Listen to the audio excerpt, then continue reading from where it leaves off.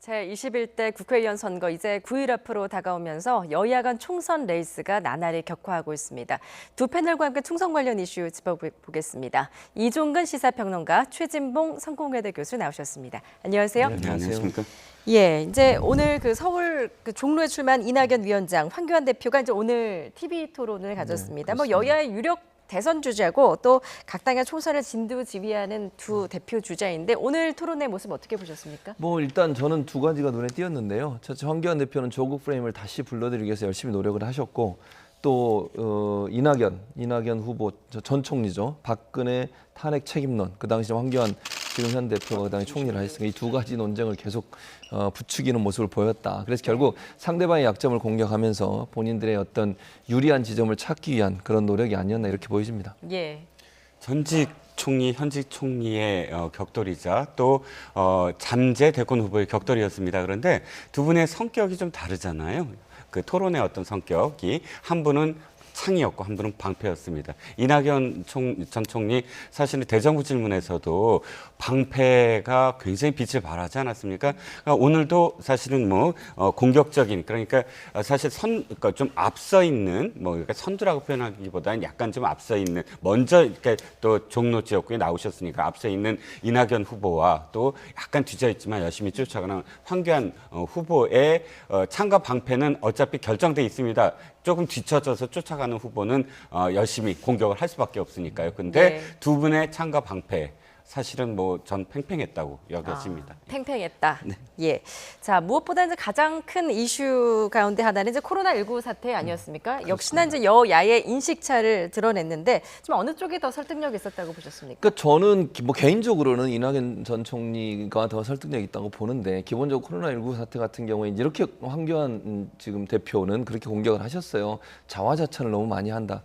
근데 사실 저는 그렇게 자화자찬이라고 보지는 않습니다. 왜냐하면 사실은 우리나라 대한민국의 방역 체계에 대해서 칭찬한 건 외국의 언론들이지, 정부가 나서 우리가 잘하고 있습니다 이런 얘기를 저는 그렇게 많이 했다고 보이지 않거든요. 예. 근데 그게 보도되고 알려지면서 결국 우리나라가 잘한 것처럼 비춰지는 건데, 이제 통합당 입장에서 아마 그분을 공격하려고 하는 것 같아요. 그러다 보니까 정부가 너무 자화자찬하는 거 아니냐, 저는 그렇게 보지 않습니다. 정부는 계속 지금도 긴장의 끈을 놓치면 안 된다고 얘기하고 있고, 이건 다 국민들이나 아니면 의료진의 적극적인 지지, 그분들의 봉사, 헌신, 이런 부분들이 결국 이런 결과를 초래했다고 계속 만들어냈다고 그렇게 말씀을 하고 있기 때문에 저는 자화자찬이라고 보진 않는데, 그런 부분이 약간 좀 저는 아쉬운 부분이었고, 이낙연 총리는 또 황교안 대표에 대해서 그렇게 또 이제 공격을 했죠. 그런데 지원금, 재난지원금 문제가 왜 말이 바뀌었느냐. 사실 재난지원금 문제 처음 나왔을 때만 해도 통합당 쪽에서는 그건 현금 살포용 파퓰리즘이다. 선거 앞두고서 현금 살포하면 안 된다. 재정 건전성 어떻게 하냐, 이런 계속 공격을 했었었는데, 갑자기 말을 바꾼 문제 때문에 그걸 가지고 얘기를 했었는데, 어쨌든 그리고 나서 또 같이 한 목소리로 다 같이 주자 이렇게 또 얘기를 해서 저는 그 방향으로 가는 쪽으로 합의가 됐으니 그렇게 진행했으면 좋겠다는 생각은 듭니다. 예. 두 가지가 좀 다른 그 시각으로 봐야 될 것 같아요. 방역을 잘했느냐, 그 다음에 대책, 그러니까 재정 지원을 어떻게 했느냐는 건 좀 다른 문제일 것 같고, 그래서 그것을 같은 선상으로 이낙연 후보가 대응한 건 좀 동문서답이 아니었나. 지금 방역을 우리가 얼만큼 잘했느냐에 대한 어떤 토론이었는데, 입장을 바꾼 건 사실 방역에 대한 입장을 바꾼 게 아니라 재난지원금이라든지 혹은 이런 그 경제 대책, 지원 대책과 관련한 문제였다. 그래서 말을 다른 쪽으로 이슈로 돌린 것 같은 그런 생각이 들고요. 예.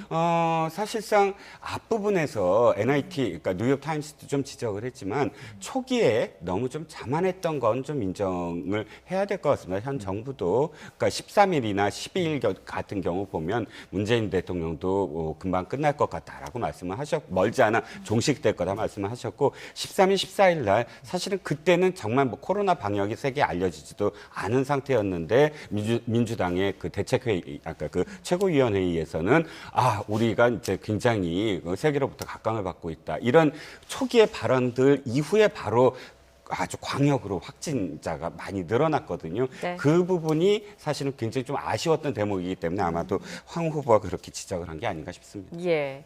자, 그런가 하면 이제 두 후보 정권 심판론을 두고도 충돌을 했습니다. 말씀하셨듯이 이제 황교안 대표가 현 정권을 좌파 독재라고 규정을 했는데 이낙연 위원장 뭐 이에 질세라 2, 3년 전에 멀쩡한 나라였다면 헌정사상 초유의 대통령 탄핵이 있었겠느냐라고 맞받아쳤습니다. 이 부분에 대해서는 어떻게 보셨는지 먼저 질문드리겠습니다. 네, 어차피 그 선거라는 건 현 집권 세력에 대한 상 또는 벌이다 해서 정권 심판론이라는 게 나쁜 의미가 아니라 정권이 지금까지 잘해왔다면 상을 주러 투표소장에 가는 거고 만약 못한 점이 있다면 벌을 주러 투표소장에 가는 것이다. 이건 정치학의 피오리라는 학자가 한 이야기입니다. 근데 여기에 우리나라는 사실 그것을 역전시키기 위해서 야권 심판론이라는 좀 해괴한 논리가 좀 있거든요.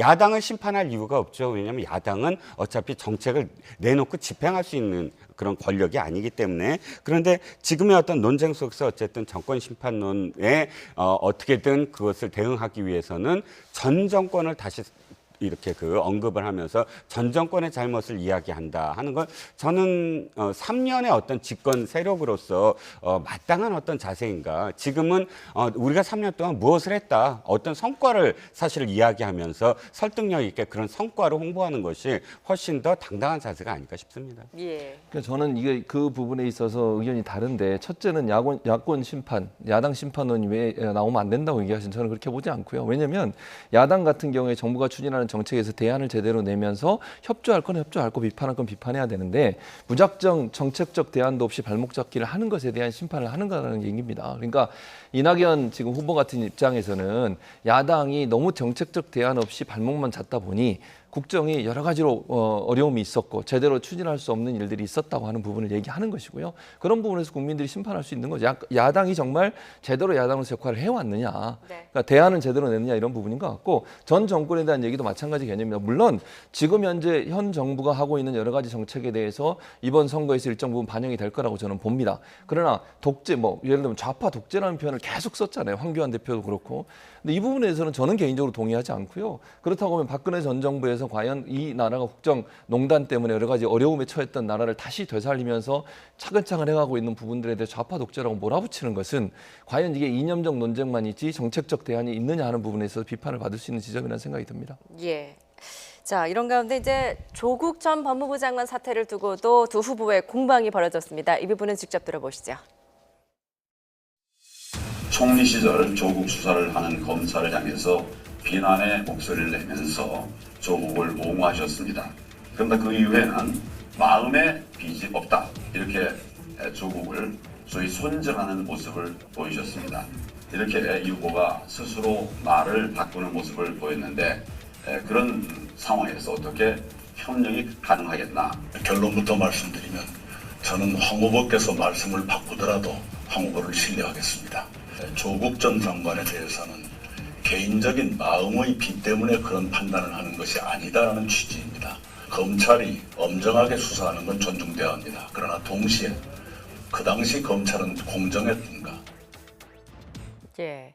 황교안 후보, 뭐 말 그대로 조국 프레임을 내세워서 지금 상대 후보를 공격을 하고 있는데, 이런 부분들이 어떤 중도층 유권자들을 설득할 수 있을까요? 어떻게 보세요? 그 황교안 대표 입장에서는 그렇게 보는 거죠. 왜냐하면 사실은 이제 조국 전 장관 관련해서는 그 젊은 층이랄까, 아니면 이제 사회적으로 사실은 상대적 박탈감을 느끼는 그런 요소들이 있는 부분이 있지 않습니까? 예컨대 뭐 부모의 덕을 보고 일정 부분 이익을 얻는 그런 구조, 어떤 프레임이 형성이 돼 있기 때문에, 그런 문제로 본다고 하면 중도층이나 젊은 층에서 일정 부분 영향을 받을 가능성이 있기 때문에 저는 황교안 대표 입장에서는 그런 부분을 계속 얘기해야 된다고 봐요. 네. 통합당 지금 선거 전략을 보면 김종인 위원장도 돌아다니시면서 계속 조국 전 장관 얘기를 하고 있거든요. 지금 그건 결국 중도나 젊은 층의 표심을 일정 부분 가져오려는 의도라고 보여지고요. 예. 다만 이제 이낙연 후보 입장에서는 그렇게 얘기하는 겁니다. 검찰의 조국 장관 수사는 존중한다, 이게 전제예요.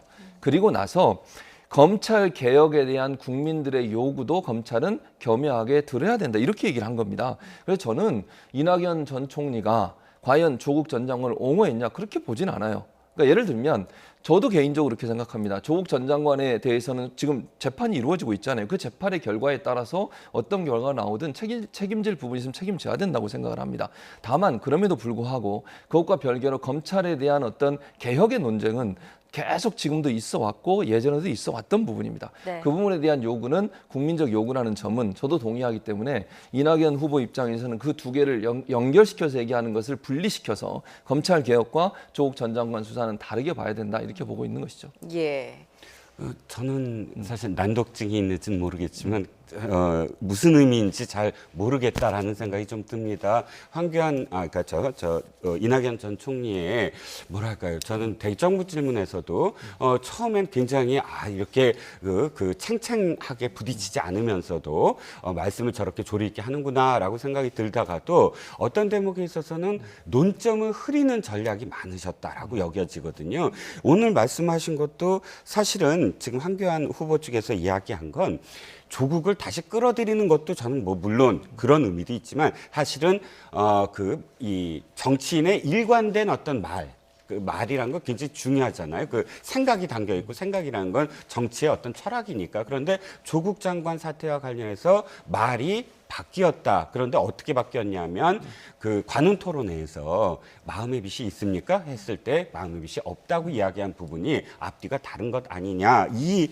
그러니까 이 말이 바뀐다는 건 굉장히 중요한 문제인데 이 문제를 말씀을 바꾸더라도 후보를 신뢰하겠다라고 표현한 건 사실은 좀 적절한 그런 표현은 아니었다는 거예요. 물론 그건 개인적으로 신뢰를 할 수 있지만 그러나 정치인의 말이 바뀌는 것에 대해서 물어본 것이지 나를 신뢰하느냐 신뢰하지 않느냐라는 걸 물어보지 않았기 때문에 그 점에 있어서는 조금 더 명확하게 이낙연 후보가 좀 말씀을 해주셨으면 그러니까 난 이 핵심적인 내용을 갖고 얘기하는 게 아니라 이 이낙연 총리의 그런 이 전략적인 부분을 말씀을 드리는 겁니다. 예. 한 가지만 언급하겠습니다.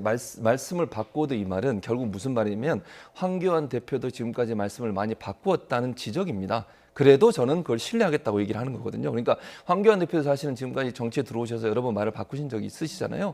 그런 부분에 대해서 이낙연 총리가 지적한 거다고 저는 봅니다. 그러니까 저는 제가 왜 말씀드리면 신뢰할 수 있어요. 그렇지만 그러나 신뢰하면 안 되는 부분도 있거든요. 그러니까 뭐냐면 말을 바꾼 것에 대해서 사실은 신뢰하면 안 되는 부분이 실제로 그 부분들은 국민들의 어떤 건강이나 혹은 재산이나 그런 것들 지켜야 되는 부분인데 개인적으로 신뢰한다고 표현해서는 안 되는 부분도 있는 것이거든요. 그래서 이 신뢰한다는 그런 발언은 적절하지 못했다라는 얘기죠. 예, 알겠습니다. 그래서 이낙연, 황교안 두 후보의 TV토론의 이야기는 좀 여기서 마무리를 하도록 하고요. 지금 이런 가운데 정치권에서는 이제 긴급 재난지원금을 둘러싼 공방이 치열했는데 앞서 말씀하셨듯이 이낙연 위원장이 이제 통합당의 오락가락 행보에 대해서 비판을 하기도 했습니다. 이에 앞서서 이제 황교안 대표가 어제 전체 국민에게 재난지원금 50만 원을 주자라고 했기 때문인데 이 같은 제안에 더불어민주당 이해찬 대표도 소득과 관계없이 전 국민에게 지급을 하자고 제안을 했습니다. 직접 들어보겠습니다. 첫째, 전 국민에게 1인당 50만 원을 즉각 지급하라. 둘째, 대통령의 긴급 재정경제 명령권을 발동해서 일주일 이내로 금융기관을 통해서 지급하게 하라. 자영상인, 소상공인, 또 어려운 계층에 있는 사람들 뿐만 아니고 대한민국에 적을 두고 있는 사람을 국가가 마지막까지 보호한다는 그런 모습을 한 번쯤은 꼭 보여주겠다는 게 당의 의지라는 것을 다시 한번 말씀을 드리겠습니다.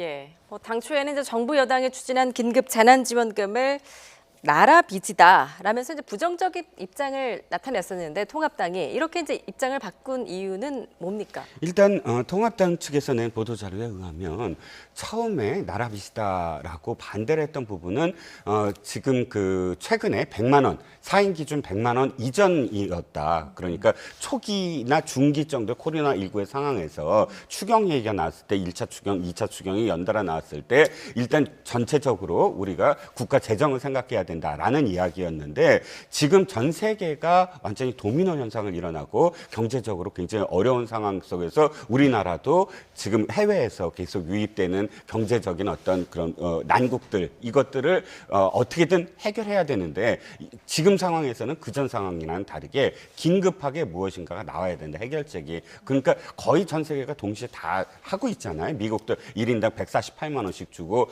독일은 헌법에 결코 마이너스 재정을 하면 안 된다라고 명시돼 있음에도 불구하고 예외 규정을 들어서 지금 이 마이너스 재정이라도 해야 된다라고 입장을 바꿨습니다. 예. 이런 속에서 사실은 통합당도 입장을 바꿀 수밖에 없다. 지금은 급한 그런 최하위 계층부터 전 국민들에게 지원할 수밖에 없다는 입장이다라는 그 이유로 지금 오늘 이렇게 제안을 했다고 합니다. 예, 뭐 이해 질서라 이제 이해찬 대표도 오늘 모든 국민에게 재난지원금을 줘야 한다라고 이제 입장을 사실 바꾸지 않았습니까?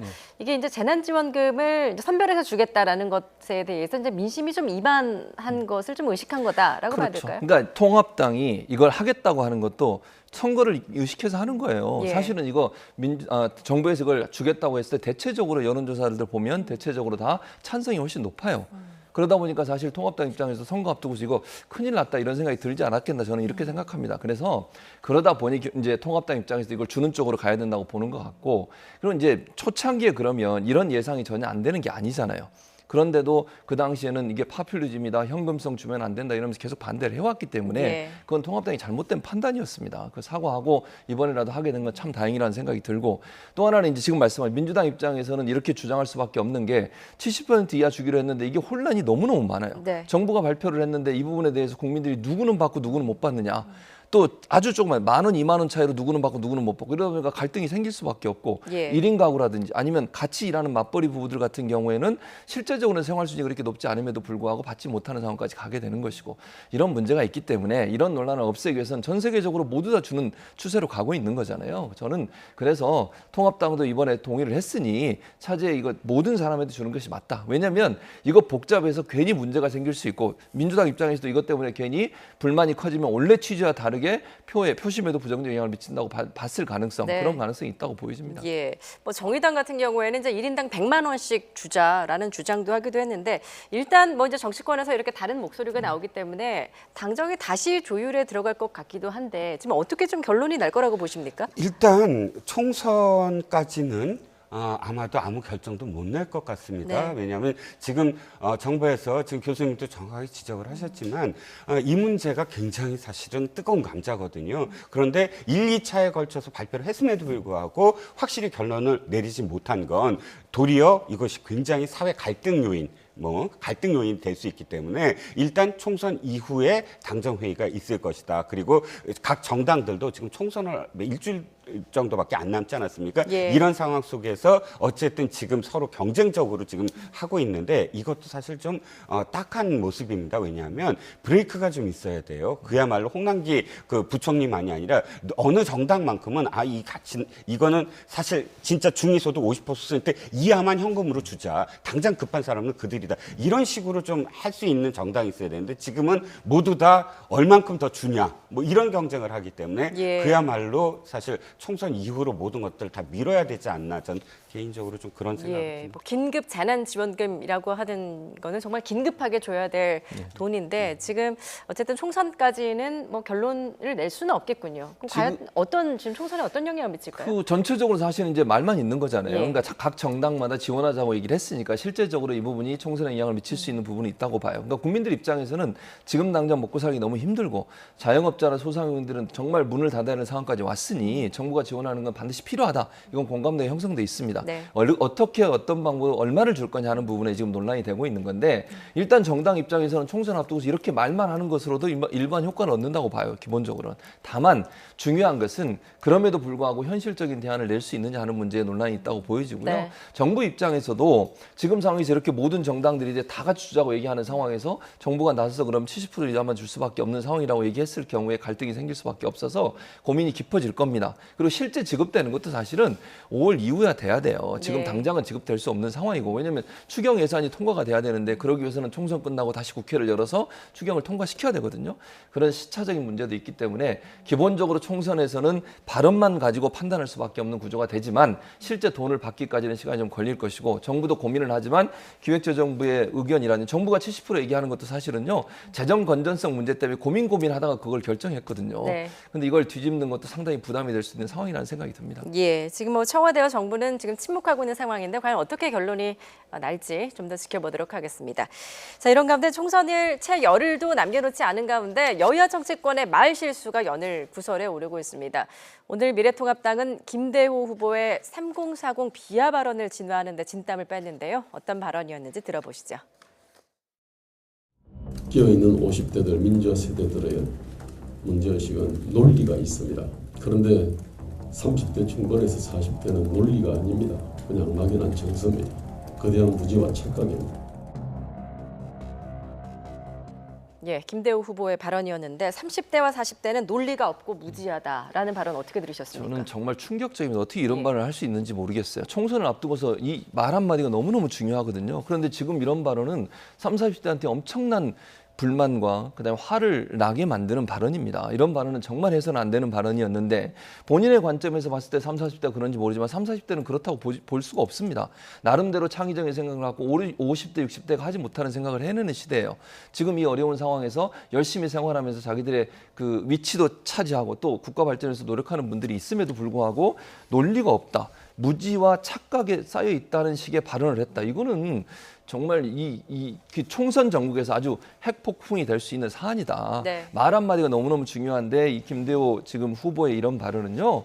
정말 큰 파장을 몰고 올 가능성이 있는 발언이다 이런 생각이 듭니다. 예, 지금 큰 파장을 불러올 것이다라고 하셨는데 어떻게 보십니까?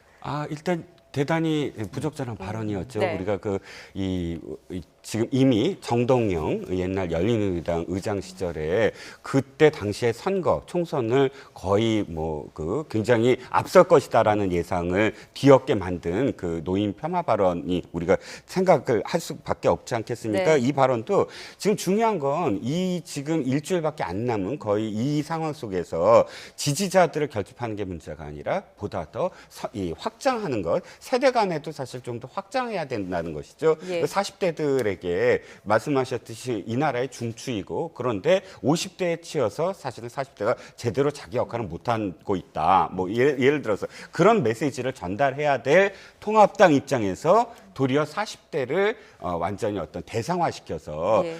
거기에 대해서 평을 하고 그 평 자체가 무지하다라는 어떤 발언을 한 것, 그것 자체는 사실 전략적으로도 굉장히 마이너스고 또 이유에 대해서 그 앞뒤 문장을 전체적으로 보면 맥락을 전혀 이해 못하는 바는 아닙니다. 무조건 30, 40대가 무식하다, 무지하다 이렇게 발언한 거라고는 앞뒤의 어떤 상황이 약간 좀 더 깊이 맥락을 이해할 수 있는 대목이 있을지라도 그러나 전혀 사실 적절하지 못했다고. 굉장히 부적절한 생각합니다. 발언이었다. 지금 이제 통합당 지도부까지 나서서 이제 김대호 후보를 오늘 강하게 비판을 했고 이제 김종인 위원장은 성격상의 문제가 있다. 이렇게까지도 격한 발언을 했더라고요. 이게 여론에 따라서 이제 그 후보에 대한 제명도 가능한 사안이라고 보십니까? 후보가 제명되는 건 아니죠. 그러니까 예. 예를 들어 당원이라든지 혹은 당직은 그건 제명될 수 있어도 후보를 예를 들어 교체는 할 수 없겠지만 예. 후보에게 이 선거에 못 나가게 하는 방법 그런 것들을 당원 당규에서 찾아봐야 되겠지만 그러나 역대의 이런 발언들 때문에 후보를 주저앉히는 그런 상황은 연출이 안 됐거든요. 예. 도리어 더 그것이 더 큰 화를 또 더 크게 이 이슈를 크게 만들어주는 그런 상황이 될 수도 있기 때문에 예. 오늘 아마 경고를 했습니다. 당 차원에서 경고를 했고 그 선에서 마무리 짓지 않을까 싶습니다. 예, 이제 말씀하셨듯이 2004년에 정동영 전 의장의 그 노인 폄하 발언에 버금가는 발언이다라고 말씀해 주셨는데 실제로 좀 총선에 어떤 변수로 작용할 거라고 보십니까? 제가 아까도 말씀드렸지만 사실 정동영 그 당시에 후보가 얘기했던 그 의장이 얘기했던 말 때문에요. 네. 사실 그 당시에는 이런 예측입니다. 이거는 한 180석까지도 얻을 수 있지 않나 하는 예측이 있었음에도 불구하고 물론 이제 과반을 겨우 달성하는 그러니까 거의 한 30, 40석 정도가 날아갔다라고 볼 수 있는 그 정도의 네. 효과가 있었거든요. 그러니까 안 좋은 효과죠. 역효과가 있었던 거죠. 그러니까 그 노인들은 투표 안 하셔도 됩니다. 이런 발언 때문에 그런 논란이 있었는데 이 발언도 사실은 그 발언과 크게 다르지 않다고 저는 봐요. 예. 30, 40대들은 특히 중도층이 많고 30, 40대 중에는 어느 정당을 지지하는 무당층에 속된 분도 많은 상황에서 이 발언이 결국은 이제 통합당 입장에 상당히 뼈아픈 발언이 될 수밖에 없다. 네. 그리고 선거에도 악재로 당연히 작용할 수밖에 없습니다. 민주당은 이 발언 계속 인용하지 않겠습니까? 앞으로도. 그리고 젊은 세대나 아니면 30, 40대에 대해서 이런 생각을 갖고 있는 정당이라고 계속 공격을 할 겁니다. 예. 뭐 일단 발언이 나왔기 때문에 사과를 했음에도 불구하고 그리고 아까 말씀하신 것처럼 그렇다고 제명을 시켜서 이분을 후보에 사퇴시킬 수 없는 상황이에요. 네. 그럼 후보로 계속 나서면 공격 대상이 될 수밖에 없고 아주 안 좋은 영향을 미칠 가능성이 있다고 봅니다. 예. 자, 이런 가운데 이제 민주당도 통합당의 모습과 크게 다르지는 않았습니다. 각종 비하 발언으로 논란의 중심에 섰던 이해찬 대표 또 구설에 올랐는데요. 직접 들어보시죠. 제가 처가가 부산입니다. 78년도에 결혼해서 저희 집사람하고 현재까지 잘 살아왔습니다. 제가 부산에 올 때마다 많이 느끼는 건데 왜 이렇게 부산은 교통이 체증이 많을까? 그리고 도시가 왜 이렇게 초라할까? 그런 생각을 참 많이 했습니다. 예. 이건 역시 좀 논란의 여지가 있는 발언처럼 들리는데 부산은 왜 이렇게 초라할까? 어떤 취지에서 나온 발언이죠? 이게 원래 취지는 뭐냐면요. 이게 부산의 경부선 철도 공약을 당위성을 얘기하는 거예요. 철도 네. 공약이 필요하다. 지하화하겠다고 얘기를 했거든요. 그 얘기를 강조하기 위해서 결국은 부산이 어렵다라는 걸 강조하려고 얘기하다 보니까 지금 나온 말이 부산이 초라하게 느껴졌다. 이렇게 돼버리는 거예요. 그래서 이 발언도 정말 적절하지 않아요. 어떤 이유가 어떻든 저는 그렇게 생각하거든요. 앞에 맥락, 뒤에 맥락 보면 뭐 어느 정도 이해가 되는 부분이 있긴 하지만 그럼에도 불구하고 이런 발언 자체가 사실은 부각이 돼서 쟁점화될 수 있거든요. 그래서 네. 이런 발언을 조심해야 되는 그러지 못한 게 너무 아쉽습니다. 인천에서 지난달 30일 날 인천 연수구 갑의 정승현 후보, 통합당 정승현 후보가 유승민 대표 와준 거 고맙다고 얘기하면서 뭐라 그랬습니까? 인천 총구석까지 와주셔서 고맙습니다. 이 발언 때문에 얼마나 논란이 됐습니까? 또 그러니까 의도야 어떻든 총구석 도시가 너무 촌스럽다 이런 발언은요 어쨌든 그 지역의 유권자들에게 상당히 실망을 줄 수 있는 말이에요. 절대로 하면 안 되고 통합당 예전에 이제 이부망천 많은 발언도 돼가지고 논란이 됐었고 예. 선거에 영향을 미치기 때문에 이제는 선거전에서는 정말 실수를 최소한 줄여야 됩니다. 말 한마디가 어떻게 사람들에게 전달될지를 고민하면서 얘기를 해야 되는데 이런 말을 제대로 잘 활용하지 못하면 결국은 그것이 더 악재가 될 수 있다는 점을 꼭 명심해야 될 것 같습니다. 예, 경부선 철도 공약의 당위성을 강조하기 위해서 나온 발언이라고는 하지만 지금 지역 폄하 논란으로 지금 번지고 있거든요. 이 발언에 대해서는 어떻게 보셨습니까? 일단 지금 이게 왜 지금 문제가 되고 있냐면 그 탓을 부산에 지금 그러니까 새누리당이 아니라 통합당이 마치 부산을 계속 이끌고 있다, 지방자치를 이렇게 생각을 하고. 그런 인식 하에서 지금 이 발언이 나온 것 같은데 당장 지금 오거돈 부산시장이라든지 또는 47명의 시의회 의원들 중에 41명이 지금 민주당 출신이에요. 그렇다면 시의원과 시장이 모두 다 민주당 출신인데 지금 거의 3년 동안 무엇을 했길래 초라하게 만들었느냐라는 네. 부메랑을 지금 받게 되는 것이거든요. 4년 전에 딱 이런 일이 똑같이 있었어요. 4년 전 총선 때 3월 31일입니다. 부산에서 더불어민주당 선대위가 있었는데 그때 문재인 선대위원장과 김영춘 부산 선대위원장이 무슨 얘기를 했냐면 부산의 평균 수명이 서울보다 짧다. 그러므로 부산을 지금까지 이끌어왔던 이건 새누리당 탓이다. 이렇게 얘기를 했거든요. 그 당시에도 그대로 지금 다시 이제 부메랑이 된 게 전라남도, 전라북도, 광주의 평균 수명이 서울보다 짧았어요. 그 기록에 따르면. 네. 그러면 그것을 고스란히 얘기하면 그 당시에 민주당, 그러니까 국민의당 훨씬 전이죠. 민주당이 그 지역을 전부 다 지방자치를 해왔는데 그럼 민주당 탓이냐라고 돌아올 수밖에 없는 것이거든요. 예. 그렇기 때문에 이런 발언도 사실은 좀 더 신중하게 말씀을 하셔야 될 것 같습니다. 예, 지금 총선을 9일 정도 남겨두고 있는데 지금 시점에서 여야 주요 인사들의 입이 가장 큰 최대 리스크가 아닐까라는 생각이 드는데 앞으로 향후 총선판도에 어떤 영향을 미칠지 좀 주목을 해보도록 하겠습니다. 자, 이번에는 좀 격전지 여론조사와 함께 판세 분석을 좀 해보도록 하겠습니다. 김경수 앵커, 먼저 4.15 총선의 최대 격전지로 불리는 곳이죠. 서울 광진을부터 살펴보죠. 예, 청와대 대변인 출신 민주당 고민정 후보와 그리고 보수 야권의 이른바 잠룡으로 불리는 통합당 오세훈 후보의 대결로 주목을 받고 있는 서울 광진을이죠. 서울신문이 리서치앤리서치에 의뢰한 여론조사에서 고 후보가 45.7% 그리고 오 후보는 37.7% 지지를 얻었는데요. 같은 기관이 2주 전에 했던 여론조사 때보다 지지율 격차가 좀 커졌다는 점이 눈길을 끕니다. 앞서 지난달 17일에서 18일 동아일보 의뢰로 조사를 했을 때는 고 후보가 43.2%를 지지를 받았고요. 그리고 오 후보 같은 경우에는 40.7%였습니다. 그러니까 당시에는 초접전 양상이었는데 최근에 좀 격차가 벌어졌다 이렇게 볼 수 있겠습니다. 이번에는 서울 송파을로 가보겠습니다. 4선의 민주당 최재성 후보와 그리고 앵커 출신의 통합당 배현진 후보가 다시 맞붙는 곳인데요. 2018년 재보궐선거에서는 당시에 최 후보가 압승을 거뒀습니다.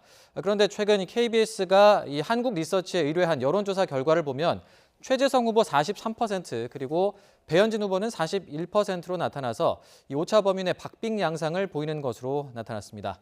다음 지역 보겠습니다. 네, 인천 연수구 을인데요. 이 지역은 3파전 구도라고 할 수 있습니다. 역시 KBS가 한국리서치에 의뢰한 여론조사 결과를 보면 민주당 정일영 후보가 33.5% 그리고 미래통합당 민경욱 후보도 33.5%로 동일한 지지를 받는 것으로 나타났습니다. 정의당의 이정미 후보는 22.6%로 두 후보를 뒤쫓고 있습니다. 이 지역은 민주당 정일영 후보와 정의당 이정미 후보의 단일화 가능성이 거론됐던 곳이기도 한데요. 하지만 오늘 투표용지 인쇄가 시작이 되면서 사실상 단일화는 물 건너갔다 이런 평가도 나오고 있습니다. 예. 자, 서울 광진을 뭐 대통령의 입, 고민정 후보 그리고 야권의 잠룡이죠. 오세훈 후보가 맞붙으면서 이제 최대 격전지로 불리는 곳인데 그렇습니다. 그 최근 여론조사에서 보니까 격차가 점점 벌어지고 있네요. 지금 상황은 그렇습니다. 예. 물론 뭐 이 결과가 언제까지 갈지 아무도 모르는 거니까 지금은 뭐 예측이 불가능하긴 합니다만 지금 현재 상황으로 보면 여론조사의 추세를 보면 격차가 좀 벌어지고 있고 고민정 네. 후보가 좀 더 앞서가는 모습을 보이고 있는데 뭐 끝까지 저는 최선을 다해서 뛰어야 된다고 생각을 하고요. 뭐 두 가지 의미가 있다고 봅니다. 첫째는 여기가 원래 이제 추미애 지금 장관, 현 법무부 장관이 여러 번 당선이 됐던 곳이기 때문에 진보 진영에 유리한 지역인 건 분명합니다. 네. 그런 점이 일정 부분 작용을 했다고 보여지고 현 정부에 대한 지지 그리고 현 정부에 힘을 실어줘야 되겠다고 하는 그러니까 인물론보다는 아무래도 그 구도에서 일정 부분 현 정부를 지지하려는 의도가 좀 더 많이 작용한 게 아닌가로 보여지는데 아까도 말씀드렸습니다. 결과는 끝까지 지켜봐야 됩니다. 예. 자, 그런가 하면 이제 송파을 최재성 후보와 배현진 후보가 2년 만에 이제 다시 리턴 매치를 하는 곳인데 여기는 이제 전통적인 보수 강세 지역이었는데 4년 전에 민주당이 깃발을 꽂았습니다. 과연 이번에는 어떻게 될까요? 최대 변수는 헬리오시티라고 다들 이야기합니다. 왜냐하면 거기가 새로 이제 그 4년 전과 다르게 새로 들어섰는데 아마 대한민국 최다 세대수라는 거지요. 뭐 한 1만 세대에 3만 명이 입주를 했는데 새로 이 지역 원래 좀 더불어민주당이 가락 일동이 좀 많은 곳이긴 하지만 네. 그럼에도 불구하고 새로 입주를 했다면 보다 더 젊은 층이 많이 입주를 하지 않았겠는가. 그렇다면 조금 더 더불어민주당이 유리한 결과가 이 지역에서 나오지 않을까 하는 예상은 합니다. 그렇지만 지금 그 재대결 했을 때, 그러니까 그 전에 보궐선거를 했을 때보다는 이 격차가 굉장히 많이 줄어들거든요. 그럼 굉장히 지금 박빙입니다. 네. 결국 이 지역은 진짜 뚜껑을 열어봐야만 알 수 있는 지역 중에 하나라고 할 수가 있겠습니다. 예, 진짜 뚜껑을 열어봐야 한다. 자, 인천 연수을은 이제 단일화 성사 여부가 최대 관건이었는데 이제 투표용지 인쇄가 사실 시작이 되면서 물 건너간 게 아니냐라는 말이 나오고 있는데 뭐 어떻게 그러니까 보세요? 효과는 반감되죠. 효과는 예. 떨어질 수밖에 없는데 그렇다고 해서 물 건너간 건 아닙니다. 사실은. 그러니까 이제 이번 주말에 사전투표라는 사전투표 전까지 단일화를 할 수는 있어요. 다만 네. 효과는 그러니까 투표용지 인쇄 전보다는 떨어질 수밖에 없죠. 그래서 정의당 입장에서는 지금 문을 열어놓고 있어요. 네. 가능한 한 할 수 있으면 해보겠다는 입장인데 더불어민주당이 사실은 약간 좀 거부 반응을 보이고 있습니다. 더불어민주당 입장에서는 지난번에 이제 비례대표 정당 만들면서 함께 하자고 했는데 그게 무산이 되면서 네. 이제는 더 이상 같이 할 수 없다라는 입장을 표명하고 문을 닫아놓은 상태입니다. 그러나 저는 뭐 마지막까지도 논의를 할 수 있다고 보여지고요. 반감되더라도 합치는 게 유리한 상황은 분명해요. 예. 그런 상황에서 본다고 하면 계속 물밑으로는 얘기가 될 거다. 그러나 될 가능성으로 본다면 저는 안 되는 쪽에 더 무게가 실리지 않겠나 이렇게 전망이 됩니다. 예, 이 지역의 단일화 여부도 마지막까지 좀 지켜보도록 하겠습니다. 자, 이번 총선의 승패를 가를 변수 가운데 하나로 또 비례대표 투표가 꼽힙니다. 유권자들은 어떤 생각을 하고 있을까요? YTN 여론조사 결과 살펴보도록 하겠습니다. 김경수 앵커 전해주시죠. 네, 저희 YTN이 여론조사 기관 리얼미터에 의뢰를 해서 조사한 결과인데요. 지난달 30일부터 이번 달 3일까지 닷새 동안 전국의 18살 이상 유권자 2,521명을 대상으로 조사를 했습니다. 이번 총선 비례대표 투표에서 어떤 정당을 뽑겠느냐는 질문에 민주당이 주도하는 비례연합정당인 더불어시민당이 21.7%, 미래통합당의 위성정당인 미래한국당은 25%의 지지를 받았습니다. 더불어시민당 지지율은 8.1%포인트 크게 떨어지면서 한 주 전보다 소폭 하락을 한 미래한국당의 지지율 1위를 빼앗겼습니다. 그리고 그 뒤로는 이제 열린민주당과 정의당이 각각 2%포인트 이상씩 올라서 각각 14.4% 그리고 8.5%로 집계가 됐고요. 국민의당도 4.7%로 전주보다는 소폭 상승을 했습니다. 네, 자세한 내용은 리얼미터나 중앙선거 여론조사 심의위원회 홈페이지를 참조하시면 됩니다. 예, 먼저 정당 지지율을 좀 살펴보면 민주당과 통합당의 지지율은 소폭 하락을 했는데 지금 통합당 같은 경우에는 창당 이후 최저치를 기록을 했거든요. 네. 이 민심 추이를 어떻게 보고 계십니까? 일단 코로나19가 국난이라는 점, 그러니까 전 세계의 이 대통령이나 혹은 집권 세력들이 지지율이 다 올랐습니다. 트럼프 대통령도 좀 떨어졌다가 올랐고, 보리스 존슨 영국 총리, 또 메르켈 총리, 독일 총리도 사실은 굉장히 좀 주춤했었거든요. 그래서 교체설, 그러니까 그 정권 교체설이 나왔지만 지금 모두 다 사실 지지율이 오르고 있습니다. 그건 국민들이 안정희구 세력이 되고 있는 거죠. 굉장히 오랫동안 이런 일이, 이 재난이 이어지는 어떤 상황, 그런 것들이 사실 이제 집권 여당에게 보다 더 지금 지지율이 오르고, 반사적으로 통합당이 사실은 지금 총선 전국에서 보다 더 바람을 일으키고 자기의 정체성을 뚜렷하게 해야 되는데, 지금 이 재난 상황에서 그게 여의치가 않은 상황, 이런 것들이 겹쳐지면서 목소리를 제대로 못 낸 것, 그래서 그런 점으로 좀 떨어지고 있는 것이 아닌가. 근데 이제 총선을 앞두고 그렇게 아무리 지금 코로나19라도 이 정당의 어떤 이 목소리를 낼 수밖에 없는 상황. 네. 그렇다면 이 지금 떨어지는 건 어느 정도는 다시 회복이 되지 않을까라는 생각도 합니다. 예, 지금 비례정당 지지율을 살펴보면 지금 더불어시민당이 8.1%포인트 크게 떨어졌고 한국당에 선두를 내줬고요. 반면 열린민주당과 정의당은 지금 상승세를 타고 있습니다. 뭐 종합해 보면 여권 지지층의 표 분산이 좀 더 커지고 있는 양상이다라고 볼 수 있을까요? 그렇게 볼 수 있을 것 같아요. 왜냐하면 사실은 더불어시민당에서 빠진 지지율이 일정 부분 열린민주당과 정의당으로 나눠 가진 것처럼 보여지거든요. 네. 정의당을 지지하는 측은 이렇다고 봅니다. 이 더불어시민당, 그러니까 더불어민주당이 사실은 유성정당 만드는 것을 비판하다가 결국 막판에 본인들도 유성정당을 만들었잖아요. 이제 그러다 보니까 거기에 대한 반감, 이런 부분이 일정 부분 작용했다고 저는 봅니다. 그래서 네. 더불어민주당에 대한 정책적인 지지는 보내고 있지만, 그럼에도 불구하고 비례대표, 즉 정당 투표에서는 내가 정의당을 지지해줘야겠다. 왜냐하면 정의당이 원래는 이번 선거법 개정을 통해서 더 많은 의석을 가져갈 걸 기대를 하고 있었잖아요. 그런데 지금 이 두 정당이 더불어민주당하고 미래통합당이 결국은 위성정당을 만드는 바람에 결국 그게 다 무산이 돼버렸지 않습니까? 거기에 대한 유권자들이 스스로 정의당에서 지지를 보내는 쪽으로 옮겼을 가능성. 두 번째, 열린민주당 같은 경우에는요, 같은 정당으로 보는 거예요. 같은 정당이라는 표현은 뜻과 그다음에 어떤 정책이 같은 정당으로 이해하고 있는 겁니다. 더불어시민당과 열린민주당을 다른 정당으로 보지 않기 때문에 민주당 지지 세력들이 일정 부분, 특히 더 강성의 민주당 지지 세력들은 열린민주당을 지지하는 것이 결국 민주당을 지지하는 것으로 이해하고 대통령의 국정 수행에 도움이 된다고 생각하기 때문에 거기를 찍으려고 하는 거거든요. 예. 그래서 결국 열린민주당은 나중에 어떤 형태로든 더불어민주당과 함께 갈 것이다라는 기대감 때문에 여기를 지지해도 문제가 없다라고 판단한 강성 진보 진영 쪽에서 아마도 열린민주당 쪽으로 많이 옮겨간 게 아닌가 이렇게 분석할 수 있을 것 같습니다. 그런 열린민주당의 상승세가 선거 결과로까지 계속 이어질 수 있을까요? 어떻게 보세요? 저는 사실은 그 점에 있어서 약간 회의적입니다. 왜냐하면 더불어 시민당이 지금 만약에 점점 떨어지고 더불어민주당에 올라간다고 한다면 더불어시민당이 처음에 민주당이 참여한다고 했을 때의 취지가 어긋나는 거예요. 어떤 의미에서는 왜 후순위로 갔거든요. 더불어민주당이 스스로 이렇게 이 공천 영입한 분들, 예를 들어서 김홍걸, 그 민하야 부장이라든지 이런 분들을 중심으로 해서 약 한 7분에서 8분 정도가 굉장히 뒷번호로 갔습니다. 그런데 만약에 지금의 이 추세대로 가서 열린민주당이 더 많이 되고 이쪽 시민당에서 특히나 이 뒷순위로 간 분들이 안 된다 그러면 처음에 그림을 분명히 그렸을 텐데 영입한 사람들이 전부 다 안 되는 결과가 나거든요. 그거를 좌시할 수 있을까요? 저는 좌시하지 못해서 양정철 민주연구원장도 사실은 굉장히 독하게 지금 공격을 하고 있거든요. 정봉주 후보라든지 혹은 열린민주당을 이렇게 나서서 공격을 하고 또 김어준 TBS 지금 그 방송인도 나서서 지금 정봉주 후보나 혹은 지금 열린민주당을 방송에서 공격하고 있는 것을 보면 사실상 굉장히 이제 다시 지지층을 다시 재결집할 그런 모양새를 갖고 있습니다. 그래서 우리가 지고 있다, 우리가 자칫 잘못하면 큰일 난다라는 언더독 쪽 전략을 아마도 펼칠 것이다. 그래서 더불어시민당 쪽으로 오게끔 만들 것이다라는 생각입니다. 예, 알겠습니다. 앞으로 이제 비례정당의 그 추이도 좀 앞으로 지켜보도록 하겠습니다. 이종근 시사평론가, 최진봉 성공회대 교수였습니다. 잘 들었습니다.